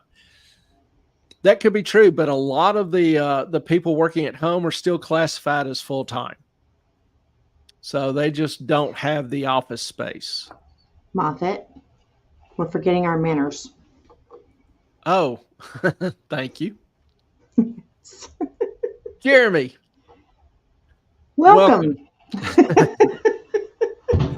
Glad to have you in the family. Sorry, I'm still thinking about state. I was pretty sure this was, I had state breakdowns in it. But we appreciate you, being on the show, and thank you for your question. Hope to see more from you, both in terms of joining us and in terms of questions or comments. Jane, I'm full-time remote and I work my butt off. Yeah, there are some out there that do. There's still people with good work ethics. We're not by any stretch of the imagination indicting everybody. But a lot of people want to work at home because it's more convenient, more relaxing. They can take more breaks, whatever. They can walk around, instead of being tied to a phone at their desk or a headset, they can put in their AirPods and phone in the back of their pocket and be doing whatever. I I was talking to a lady at once that obviously worked at home that was taking care of her baby. The baby was crying. And Really? Ellen, you want me to mute your mic? No, I'm trying to get my volume down. I'm sorry. Okay. I'll do it. I got it. Well, the baby was crying and then all of a sudden stopped. And I'm like, "You're a nursing mother." And she goes, "Yes." It was a little bit obvious. So working at home, does have its benefits if you've got some other, strains and pressures on you, but there are good people out there, but there are a lot that want to, work at home. And, that may be part of the transition. I haven't seen any good data on that. Um, so I can't comment. I don't have a good sense or intuition about it, but that's a good question or point. So thank you. Um, did you already do this one or no? No, Okay. I get it. They want to have their cake and eat it too, but they don't do it very successfully. Yeah, and that's why a lot of employers are trying to get people back in the office. The productivity is just higher, and that's a Do you big think concern. do you think it's that, or is it more of the concern about commercial real estate and their leases and what they have to pay and do? Employers would rather not pay the lease if they didn't have to, But if but they've they already get signed up for it for well, how they're many still ever paying years? for it either way. Yeah. They just get higher productivity. And also, you got to understand a lot of the um, career success that individuals have is because they were mentored or they worked under somebody who they could watch and observe and learn from. They were in an environment where they could see different people and meet different people and experience different attributes. When you're at home, you get none of that. You get no mentoring, you get no tutorage, you get no Right. experiential knowledge. You just do your basic job. And so, I tell my kids, particularly in finance is a trust business. You're going to handle people's money. They're not going to give you their money if they don't trust you. And, a lot of the hiring and promotion is done by somebody who knew you, observed your work ethic, observed your ability, skills, whatever. Well, if you're at home, nobody can do that. True. So ultimately, it hurts your career. You don't get the opportunities you would if you were in an office busting your butt. So, do you think that people have been taking advantage of this work from home thing? I'm not talking about you, Jane. I know you work your ass off. I was there. I saw it. But I think a lot of people take advantage of the fact they're working from home and they don't have to necessarily be accountable to a lot of the upper management, or at least they feel they don't have to be. I mean, everything gets caught at some point. Yeah, you can be much more casual. You kind of maybe lose that professionalism, the constant, dressing up and some of the courtesies things get a little bit more Mhm. comfortable. Jeremy, depends on the industry. I would also add depends on the individual or Mhm. individuals. Many large companies use video chat for mentorship. It can happen even remote. It can. Two things. I don't think it happens near as much because a lot of what people mentorship isn't just a direct conversation, 30 minutes a day or an hour a week or whatever. It's working alongside, it's being given little side tasks, some of them even spur of the moment. It's overseeing what you do as you do it kind of thing. It's learning your character, your nature, your personality. And that's really hard to accomplish over Zoom. Um, so, I understand all things are possible. I just kind of think it's not as likely and not from my understanding and what I hear from, managers and executives, they're just not as happy with the results. They want people back in the office and they're even willing to pay the higher price for the rents and the phones and those kind of things in order I, to get people back in the office. I think if you There's a have, go ahead. I think if you have good people that can manage themselves well, then you're good. I mean, like when I was VP of manufacturing company, you didn't have to like ask me what my hour. I was there 80 hours a week because I cared.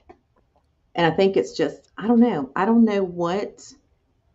Yeah, correct, Jeremy. It's an upper management issue if remote employees are not productive. I think probably Jane can give a little explanation on that. I mean, if you're not demanding people work, but I think most of this is just creating part-time jobs for immigrants. Well, there's that. And also, managers don't want to have to ride somebody via Zoom all the time. If they're just walking by or whatever, there's a quiet pressure they exert. If you're working next to somebody, there's a little bit of competition going on there. It's working. I think most everybody will agree that working in an office is a vastly different environment than working at your home. Yeah, I mean, that's That's true. the I big mean, key, that difference in environment. like so when I was VP, like I walked outside because I think most of you know that I smoke. We just had to have a cigarette, and one of the guys came out there, and he was just like, "Hi." I was like, "Hey, what's up?" He said, "We're terrified of you." I was like, "Good, you should be." I mean, I hire and fire, so I mean, you don't want to be friends with people that work for you. He was trying to like make a friend with me, and I was just like, "No, we're not friends." Yeah, it's just a wholly different environment working alongside somebody than it is at home and having a Zoom meeting once a week or on occasion. Jane, it's about hiring the right talent when you have a remote position. So I agree with Clay when you're saying a career is better to be in a physical location with everyone. Mhm. And, I agree with you on the right talent, but the problem is it's harder to assess talent over Zoom. It's harder to assess talent if you've never worked with them and in person, don't know other managers that have worked with them in person and they can vouch for them or not. It's kind of like a dating profile, right? Or Facebook or It's Instagram. like You're Tinder for seeing, jobs. yeah, the life, you're seeing what they want you to see, right? Yeah. But that's not reality. So you got to figure out who the person is. Yeah. Some people need the constant structure. Some people do better when they're alone at home. Agreed. And there are some jobs, like some people don't care about career promotion. They've got a gig that fits their needs, the time that they want to give to it, and they're making the money they need to make. Hmm. More power to them. Working from home is great for some people. And, even for companies, it reduces their cost in terms of having to afford the rent and the phone and furniture and all that stuff. But I think particularly in 5 or 10 years, you're going to see a huge management void of people That's that sad. know the business enough and who have contacts in the business and with competitors. And I just think there are going to be some long-term consequences to this that aren't all that beneficial for firms and companies. I think there's a reason why so many of them are pushing to try to get people back in the office. I mean, hell, Musk even threatened to fire everybody that didn't come in. That's pretty serious. Um, it's just a different environment for good, bad, or indifferent in terms of your personal preferences or what you can or cannot produce. But just speaking from the company's perspective, they see it by and large for most employees as a more productive environment, short term and long term. Now, we're on the subject of jobs. So saw this dead sexy graph and thought, Hey, one more. when you work from home, you can be available 24/7, where you can't be that way and you're in the office. I know some people that just turn off their office phones at 5. So, yeah, some people may allow the 24/7, but some people still work office hours. They won't take or answer, business calls when the time's up. They're paid Why? for a certain amount of time, and that's all they do. Again, Why? it's individual motivation, individual dedication, salary structure. If you were in an office and you left the office, you wouldn't be there to answer your phone. So, Yeah, but like um, if you have an interest in the company succeeding, then you're going to be there. Like you're going to do the things. You're going to always be there. a lot of people don't see it that way. And Jane, I'm global. I have to be available for all time zones. Yeah, same thing when I was trading. I had customers, clients in Europe and in Japan and Hong Kong. So I would, and the other folks knew my hours. I would be there at 6 in the morning and start conversations. I'd be there at 5 or 6 in the evening, still carrying on conversations in business. Then all the traders would get up and go have drinks, be there for 3, 4, 5, 6 hours. Sometimes I just go back to the office, sleep at my desk for a couple hours. I had to change shirts, get ready for another day. The work was my life and I loved it. It was a great gig. But I don't see that kind of dedication in a whole lot of the current generation. They're just no, looking and for something different. I mean, Clay, And that's the thing. companies, go ahead. No, I worked with people in China, so they're on the opposite side of the world, and so I would be up until 3 a.m. talking to China, and then get up at 5, take the kids to school, go back to work, and then maybe get a nap in after I picked them up from school, took them home, made them dinner, get a little nap, and then call China again. It was just, I mean, you got to know how to work if you really want to succeed. Yep. Jobs. We're still on jobs. And I thought this, sexy little graph would add some excitement to your life because it shows you really where the job gains are. And we all know a picture paints 1,000 words.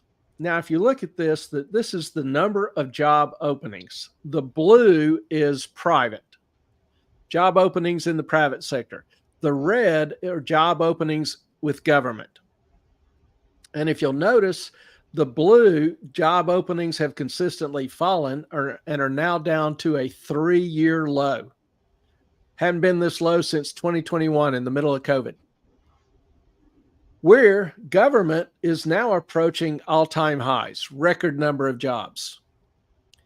And this, includes active duty service members, which actually those numbers have fallen from 21, where there's about 1.3 or 1.4 million troops, to where now there's about 1.28 million troops. So military has fallen. So that tells you when jobs are growing, that gives you even more what's going on in the bureaucrat sector. If we look at this month's jobs growth number, it came in at plus 206,000 jobs. Well, keep in mind this gain in June's job numbers is after May's numbers and April's numbers had been revised further downward by 177,000. So you take that out of the gains, and that gives you an idea of your actual job gains numbers. The 70 out of the total job gains, 74% were in government. 74%. The private sector, not so hot.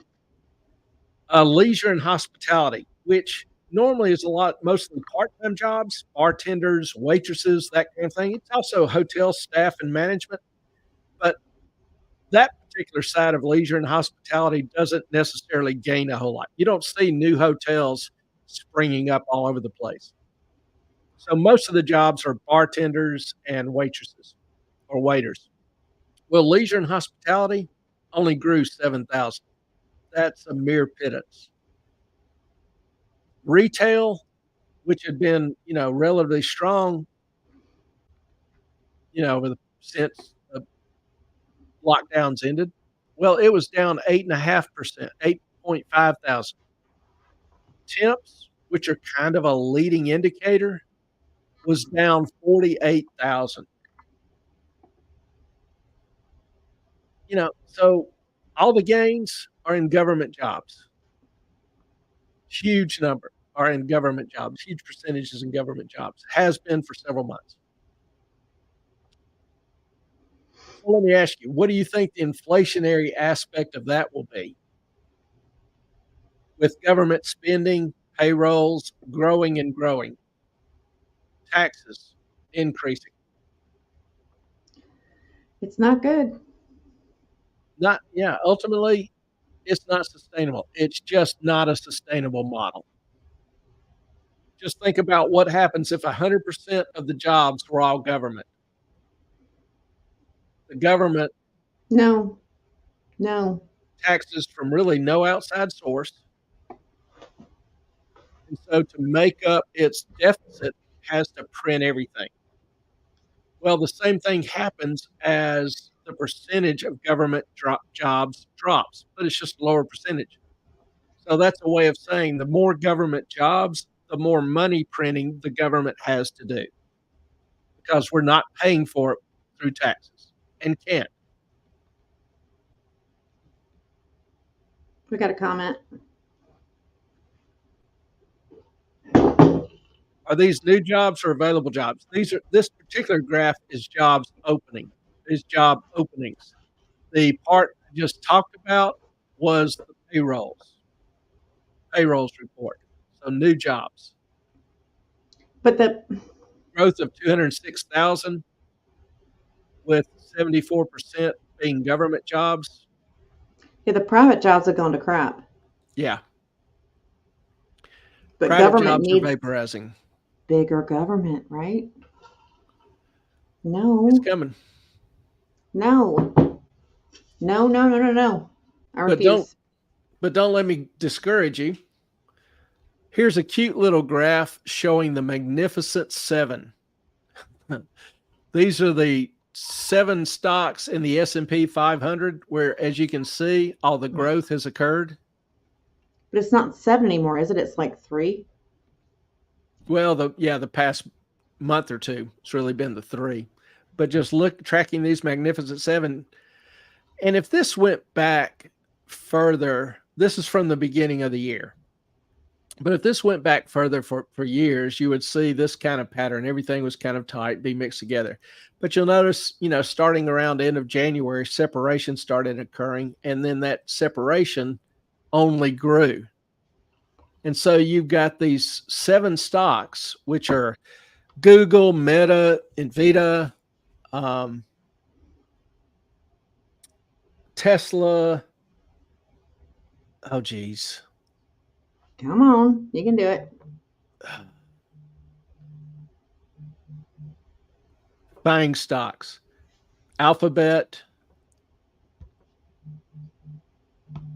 Amazon.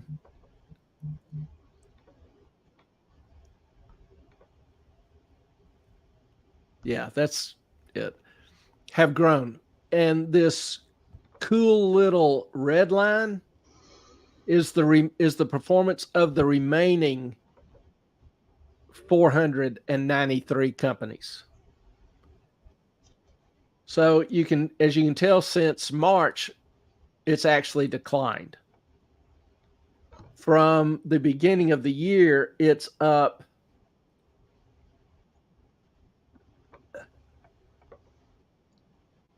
7%.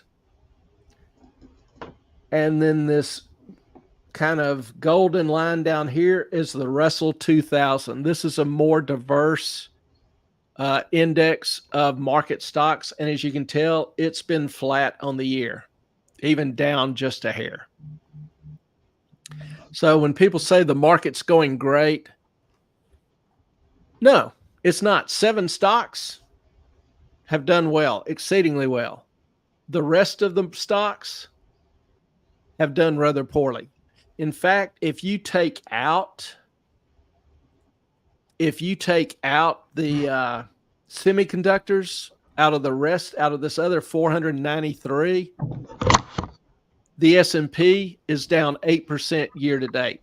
So you take out semiconductors and Nvidia, the S&P, all the other companies are down 8%. That gives you an entirely different view of what's going on in the market. Moffat. Ellen. I'm so sorry. No, oh shit. How do I? Jane, She starts to speak, then can launches you into email a that litany of. to Moffat?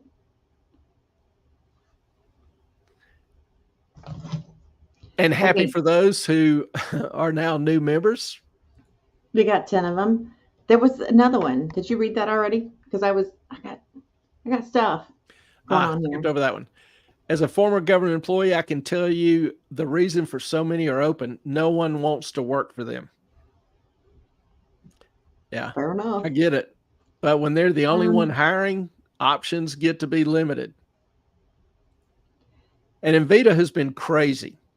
You know, a lot of people are expecting it to kind of come down to earth for a little while, but who knows? Jane, if you will email the picture you just sent to me about the dandelions, because we have to, or email to Clay, moffatonmoney@gmail.com. Email him that, yeah, because he's got to,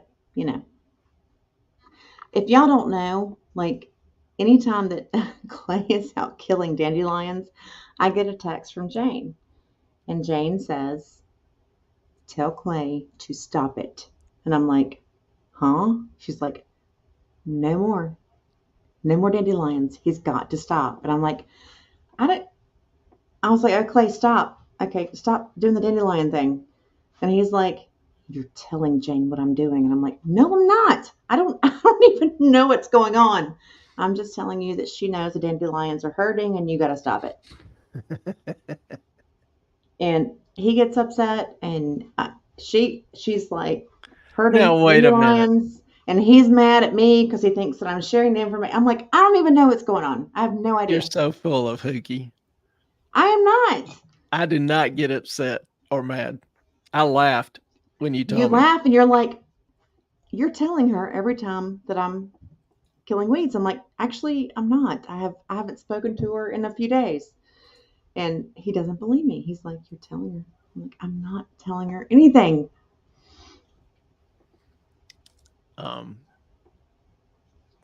You can't say I'm wrong. Jane knows the truth. I just said you're wrong.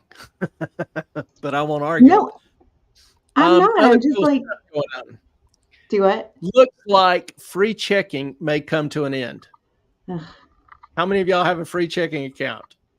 Enjoy it while you can. Marianne Lake, the head of Chase Bank, relatively well-known little banking firm, told the Wall Street Journal that the bank is preparing to charge customers for services that are now free, including checking and wealth management accounts. If the proposed rule by the CFP, Consumer Financial Protection Bureau, goes into effect. Mm-hmm. Remember, we talked about this a couple months ago. We talked about this proposal a couple months ago. The CFPB has proposed a rule that caps the fees on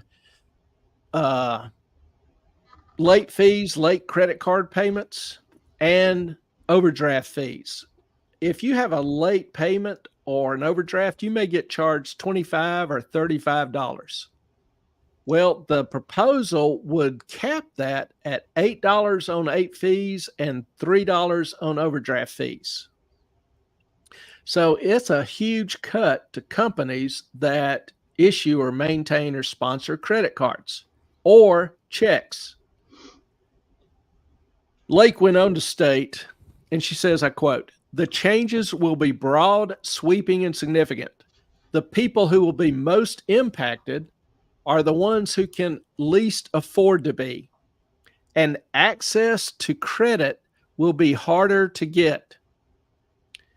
So the article goes on, describes Chase has drawn up plans to increase interest rates. That's interest rates that they charge, not pay, and to be more conservative in offering credit. So it's going to be harder to qualify for credit, whether it's just a credit card or a consumer loan. Regional banks, as if they weren't getting slammed enough by the problems in commercial real estate, are expected to be hit hard. Now, the article goes on to point out that if Trump gets elected, the rule may not be implemented or could be watered down. So what do you think? Tell us in the comments. Should responsible customers who pay their bills on time and who don't overdraft, and let's be clear, I have done both in my life, okay? But should they pay for those who don't? Flip side, if you're struggling financially, does this help you, or do you think it would? Would it lead to more late payments and overdrafts? What would the effects of that be? If someone was repeatedly late and the bank cut off their credit, would they continue paying on their loan or not? So would defaults then rise? So, what do you think? Does it hurt responsible people? Does it help those struggling financially? Long term, does it encourage more late payments and overdrafts? Does it encourage the bank to cut off credit for those who are running up big overdrafts? And then will those people pay their debt? Would defaults then rise? So, what do you think? Tell us in the comments. Oh, I'm sorry. No, go ahead. I think I am freaking, like, my iPad and my phone are not syncing, and so I couldn't send what Jane sent. And I had to have her email it, and it's just a fucking shit show. I don't even know. Okay, just like medical oh God, Clay and I are both we were licensed insurance agents. Insurance is a shit show. Now, wait a minute. I was not a licensed agency. I did take the exam. You passed. Kind of for the fun of it. Yeah, you didn't get licensed. I was licensed for a few years. So I was never with an insurance company. That is just, it's such a scam. I would, if any of you need like an advice on it, happy to offer it, but it just, I wouldn't screw people over, and I wouldn't sell them something they didn't need, and that kind of gets you in trouble. All right, this is what Ellen wanted me to put up from Jane. Yes, the dandelions, because sales of fresh dandelion greens are estimated to be in the millions of dollars. No one can see it. Oh, we'll do this. That better? There you go. Yes. Duh. Estimated to be in the millions of dollars in New Jersey, Arizona, California, Florida, and Texas, known for growing dandelions on a commercial scale. In fact, Vinland, New Jersey considers itself the dandelion capital of the world. Mm-hmm. Mm-hmm. Well, if they want to come harvest the ones in my flower beds and roses, they're welcome to. Moffat, no. Jane hears them scream every time, apparently, that you kill them. Has she called you this week? Well, I think we've both been a little bit tired this week. It's all right. I'm still killing them. Like a bloody serial killer.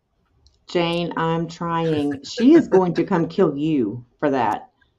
You are killing her plants, and it hurts her every time you do. And she knows it. I mean, I'm like picking them apart limb by limb. No mercy. Jane, this is my life, okay? Yes, I did, and he won't drink it. What? The dandelion coffee I gave I you. told you I would drink it. You tried to make it for me When? at 11 o'clock last night, and I said, no, I'll do it in the morning. You didn't make it this morning either. I am so sorry that I'm not on your schedule, but Y'all you, get Ellen to hop her ass up and make coffee when I it's was needed. up before you. We had coffee made. You wouldn't let me put my stuff in it, my cayenne and turmeric and Turmeric. cinnamon. Yeah, that stuff's nasty. No. And I then messed up good coffee. you were like, no, we're having plain coffee. I was like, okay, great. And then what am I going to do with the tea? You're not doing the Um, things. Back to Yes, he Chase. argued on here. Yeah, he's like, fuck it. Oh hell, we we have these kind of See? little debates Thank all the you, time. Jane. Have it before bed. There's no caffeine in it. Dum What dum. did I say is caffeine doesn't bother me. It doesn't keep me awake. It doesn't wake me up. Problem is if I drink a bunch of stuff, you know, I'm going to have to go pee at, 3 or 4 in the morning. I don't want to wake up at 3 or 4 in the morning. So, yeah, I don't drink, stuff before I go to bed. Jane, it's just Actually, useless. I actually drink a fair amount of water and all during the day. So, No, you don't. You drink one glass. no, I don't. I drink Mm-hmm. 4 or 5. Um, she doesn't even know how much I drink. Isn't that sad? She's oblivious to me. She just ignores me. Anyway, back to Chase. The one that saved your life Now, like 4 times. Chase has drawn up plans, like I say, to charge more interest and be more conservative in offering credit. Okay. Okay. So, for those, who have a relationship with their banks, and Chase, I talked about Chase drawing these up, but every bank is doing the same because these fees will hit every bank and will particularly impact regional banks who have a higher reliance on credit cards than do the mega banks on credit card fees. So just be aware. It's coming. Oh, Jeremy, just like medical insurance.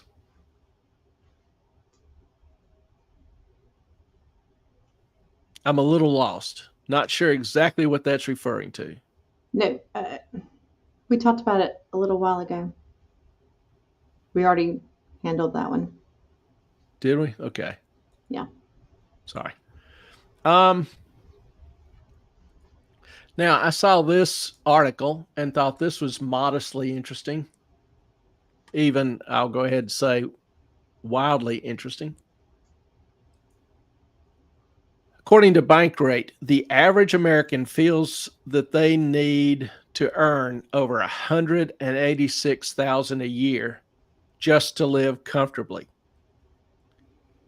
Now, this came out about the same time as a survey did, showing 3 out of 4 Americans say that they are not financially secure. And this was a study done by YouGov. Americans said that they needed this 186,000 to feel financially secure. 186,000. I'm sitting here wondering, did they poll only California and New York? That just sounds high to me. I don't know about to you, but that just sounds high to me. Looking at the numbers, you've got 42% of baby boomers aged 60 to and over, and 37% of Gen Xers, which are 44 to 59, said they were not financially secure. Didn't think they ever would be. 6% of the respondents said they currently earn the annual income they feel they need to be financially secure. 37% think they will. So are those numbers realistic? 186,000. How much do you think the average person in this country, and mid-America, not obviously there are cities, LA, San Francisco, New York, Chicago, whatever, metropolitan areas that are terribly expensive, have a higher standard of living, but just, average kind of American, how much do you think they need to make to be financially secure? Um, I ran some rough numbers, for a median house, median price, 2 bedroom, 1.5 bath house. I'm thinking about for a couple, two people. The median price is 226,000. At 7% financing, if you financed 100% of it, your payment would be 1,500 a month. Throw in 500 a month for insurance and taxes, which I think is a little high, but whatever. You've got $2,000 a month. So, looking at traditional ratios, normally your house payment should be no more than 25, 26% of your gross income. So, at 2,000 a month, that would make your gross income about 96,000 a year. Food for two people, the average right now is $450 a month, so $900 a month or 10,000 a year. Utilities, TV, internet, $300 a month. So, do all these basic expenses. I figure a total of about 25 a year. Taxes at 15% would be another 14.4. So after basic expenses, you've got $56,000 left. Throw in car payment, gas, vacations, and investing. I could make somebody extremely financially stable at that level. So I think this is a high number, 96,000. But people are saying I need 186. I'm 96 and I think that's high. Way less than 186. So, my question is, do people know what financial stability is, or are they perhaps overindulgent, or do they confuse luxury and waste with stability, or am I just way off base on my numbers? Your thoughts. What do you think? Melissa, I feel those numbers. I think that's a good sign. Then I get this. Sweet Jesus, the 2 bedroom apartment up the street is on sale for $1 million and change. But granted, you live in the most expensive area in the country, LA metropolitan area. I think it's more expensive than New York. But nonetheless, it's way up there. Again, I'm kind of excluding those areas with the outrageous standard of living. I'm just looking for, kind of the average city, rural area, country, average suburbia, that kind of thing, where it's not terribly crowded, congested. But I don't know, if you're most people, a lot of people live in these big cities. So maybe I should take that into consideration. I really didn't take that into consideration. The median price nationwide for a 2 bedroom, 1.5 bath house is 226,000. So I got that right. But, or at least from the evidence I have available. So, I'm reasonably, I think my numbers are comfortable. If you've got $56,000 a year and all you have to do is, pay for a car, vacation, and invest, 20, 30 years, I can make you rich. And it's no special secret. So I don't know. The 186 just sounds to me to be outrageously high.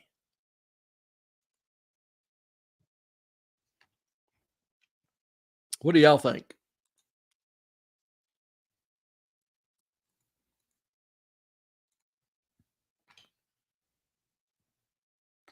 Now,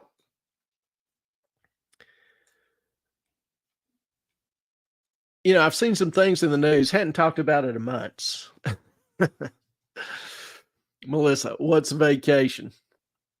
It's kind of like when you take Green Bean on an extended tour of someplace instead of just for one day. You do it for multiple days.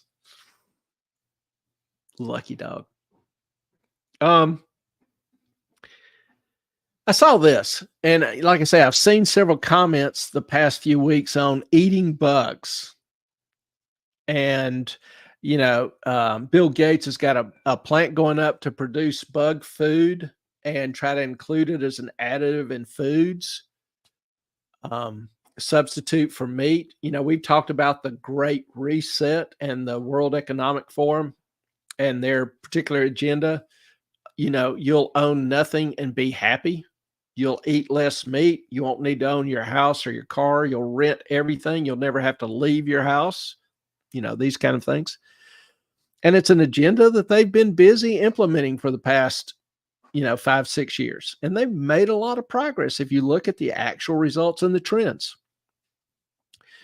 So, I started thinking about this and doing a little research and came across some studies like this 2017 study on the chitin in bugs. And this study, shows that exoskeleton, the framework of insects, if consumed by humans, can provoke human, and I quote, provoke human innate immunity to generate a deluge of inflammatory cytokinins, which injure organs, leading to asthma, atopic dermatitis, etc., and in persistent situations can lead to death, multiple sclerosis, systemic lupus, erythromyositis, anyway, whatever, SLE, how's that? Cancer. Unfortunately, chitin-stimulated hypersensitivity is a common cause of occupational allergy. So inhaling and breathing this creates allergy, much less eating it with the different complications. There's this study, a 2019 study on evaluation of edible insects, their role in transmission of parasitic diseases. And I'll quote the money shot from this paper. The unfathomable issue is the role of edible insects in transmitting parasitic diseases that can cause significant losses in their breeding and may pose a threat to humans and animals. Parasites were detected in 81% of examined insect farms. So farms that grow insects for sale, 81% contain parasite. In 68% of the cases, the identified parasites were pathogenic for insects only. They were only a threat to other insects. In 35%, parasites were parasitic for animals. So 35% of those parasites are a threat to animals. In 30% of the cases, parasites were pathogenic for humans.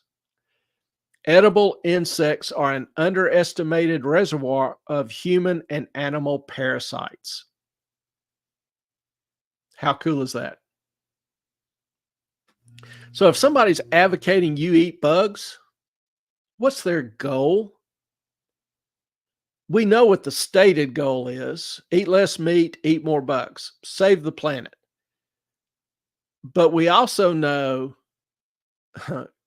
that the issue is rarely the issue.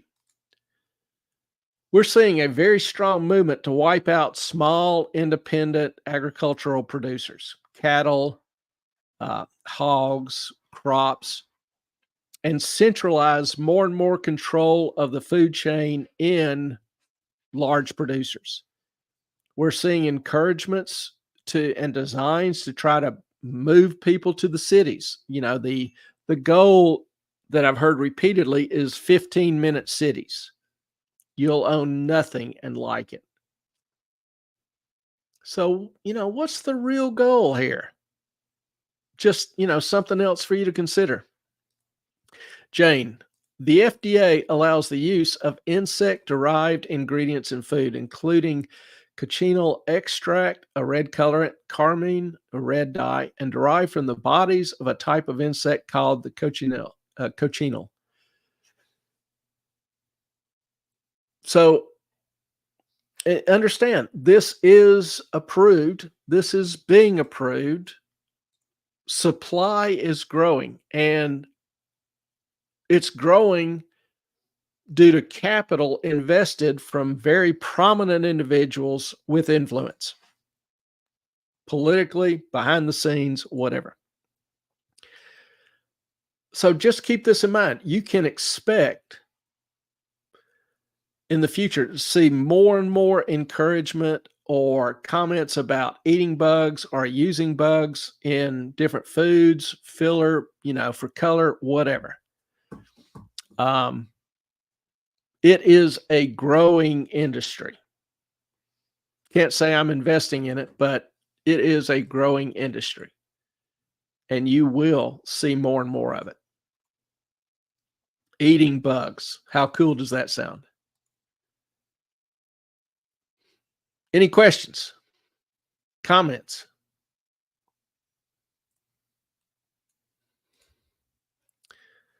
I think E-Train has left us for the night. So I don't have anything else. Now, want to just, so we will, it's getting a little long in the tooth. We've gone a little bit over our usual time here at 9:14. But I want to thank you for being with us. I want to thank you for your patience. Thank you for your comments, your questions. If you've got some, if something else comes to mind, again, don't hesitate to email us, moffatonmoney@gmail, or send me a message on Twitter, moffatonmoney. We do thank you. Enjoyed it. It was a good night. Hope y'all have a great rest of the weekend, and we'll look forward to seeing you Tuesday night. Also, probably put up a poll or let us know about the movie club on the 14th or the 17th, if one of those nights works for you or if both are good. And we'll look forward to seeing you Tuesday night for Q&A. So if you got other questions, save up, bring them with you. Good night to y'all. Our time is up. We thank you for yours. Good night.